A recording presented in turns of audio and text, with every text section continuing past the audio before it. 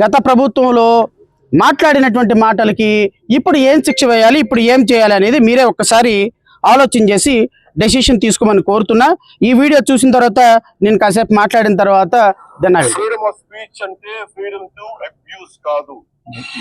రేగితే నాకు ముఖ్యమంత్రి వాళ్ళ అమ్మమ్మ కూడా ఎవరు గుర్తు రావట్లేదు.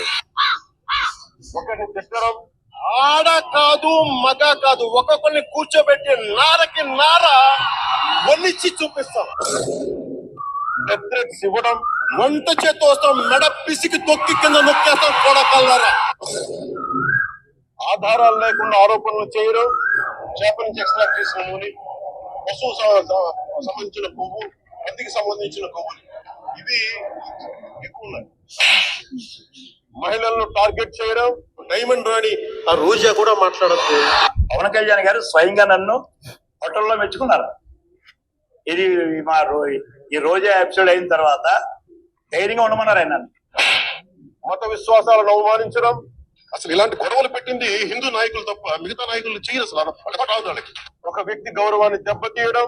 రాహుల్ గాంధీ గారు పెళ్లి చేసుకోలేదు అన్నారు కానీ బ్రహ్మచారం చెప్పలేదు. హింసకు ప్రేరేపించడం, రాడ్ల హాకీ స్టిక్కుల రాళ్ల ఒట్టి చేతులు అభినందనగా రెడీరా. ఇవన్నీ రాజ్యాంగం కల్పించిన స్వేచ్ఛలోకి రావు. ఇవి చట్టపరంగా నేరాలు. మీకు నైతిక బాధ్యత లేనప్పుడు చట్టాలను చేసే లా మేకర్స్ లా బ్రేకర్స్ అయితే మనం చట్టాలు పాటించండి. చూసారుగా, రాడ్ల కత్తుల కర్రల చెప్పండ్రా నా కొడకల్లారా, ఎక్కడికంటే అక్కడికి వస్తా. కేసులు అయినాయా అండి? ఇప్పుడు మరి కేసు బుక్ చేద్దామండి. నా కొడకల్లారా, 151 మంది ఎమ్మెల్యేలు ఉన్నారు. నా కొడకల్లారా, గొంతు పిసుకు చంపేస్తా. కేసు బుక్ చేద్దామండి. మిమ్మల్ని అరెస్ట్ చేసి పోలీస్ స్టేషన్కి తీసుకొచ్చి 100 మంది 1000 మంది వైసీపీ కార్యకర్తలు వచ్చి మా నాయకుడిని తిడతావా, మా ఎమ్మెల్యేలను తిడతావా అని పోలీస్ స్టేషన్లో మిమ్మల్ని పెట్టి దాడి చేయించండి. చేయొచ్చా? చేతగాని ప్రభుత్వం గత ప్రభుత్వం చేయలేదు కాబట్టి 11 సీట్లు ఇచ్చి పక్కన కూర్చోబెట్టారు. మీరు మాట్లాడితేనేమో లా, మేము మాట్లాడితేనేమో బ్రేక్. మీరు మాట్లాడితే చట్టం, మేము మాట్లాడితే మాత్రం నేరం. మీరు మాట్లాడితే మాత్రం గౌరవం, మేము మాట్లాడితే మాత్రం అగౌరవం. మీరు చేస్తేనేమో సంసారం, మేము చేస్తేనేమో వ్యభిచారం. ఇది గౌరవ ఉప ముఖ్యమంత్రి గారి యొక్క పరిపాలన. ఈయనకంటే హోమ్ మినిస్టర్ కావాలంట. ఇద్దాం. పంచాయతీరాజ్ శాఖలో ఉన్నప్పుడే ఈ విధంగా పోలీస్ స్టేషన్ల మీద దాడి చేస్తుంటే, పోలీస్ స్టేషన్ల మీద దాడి చేసి రాళ్ళు రప్పలు కత్తులు కటార్లతోటి దాడులు చేస్తుంటే, ఒక వ్యక్తి మాట్లాడినటువంటి మాటలు మీరు సమర్థించుకోలేక నరేంద్ర మోడీని 1000 మంది సోషల్ మీడియాలో పచ్చిబూతులు తిడుతుంటారండి. నరేంద్ర మోడీ ఏ రోజైనా ఇలా చేయొచ్చండి? చేశాడండి? హోమ్ మినిస్టర్ అమిత్ షాని మాట్లాడతారండి? ఏ రోజైనా చేశారండి? గత ప్రభుత్వంలో ముఖ్యమంత్రి మీద మాట్లాడారండి? ఏ రోజైనా చేశారా?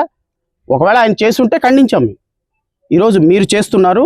ఎంత చేస్తున్నారు అంటే, మీరు ప్రత్యక్షంగా అనుభవించి కూడా దానికి 3 మీ కార్యకర్తలను రెచ్చగొడుతున్నారు. మీ కార్యకర్తలు అనుకుంటున్నారు మా గౌరవ పవన్ కళ్యాణ్ గారిని అంటే మేము చాలా చాలా చాలా పోలీస్ స్టేషన్ల మీద పడి దాడి చేశామనుకుంటున్నారు.